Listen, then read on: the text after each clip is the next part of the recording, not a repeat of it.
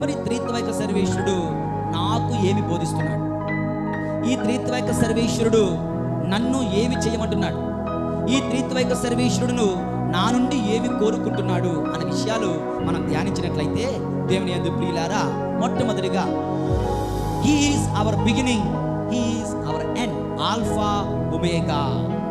ఆదియు అతడే, అంతము అతడే. మనందరం ఆయన నుండి బయలుదేరాం, ఆయన నుండి వచ్చాం, ఆయన సృష్టించబడ్డాం. కనుక మన గమ్యము ఆయన కావాలి, మన గమ్యము ఆయన కావాలి. లేదంటే మన జీవితాలకు అర్థమే ఉండదు. ఒక మైక్ కొనుక్కున్నాం, అది పనిచేయట్లేదు, ఏం చేద్దాం, దాన్ని తీసుకుని వెళ్ళి చెత్తబుట్లో పడేద్దాం. ఒక ఫ్యాన్ కొనుక్కున్నాం, అది తిరగడం లేదు, ఏం చేద్దాం, దాన్ని తీసి పడేస్తాం.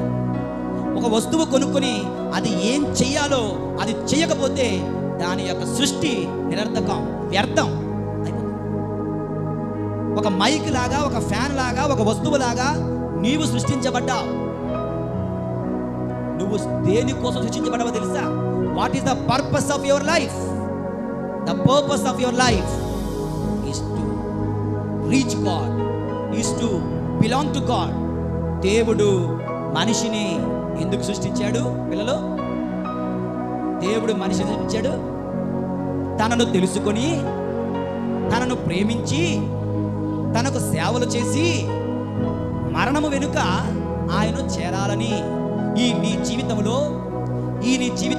ఎన్ని సంవత్సరాలు నీ జీవితానికి మొత్తం కలిపి 80 సంవత్సరాలు వేసుకుందామా?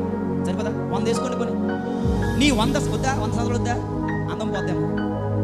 100 సంవత్సరాలు వేసుకొని పర్వాలేదు.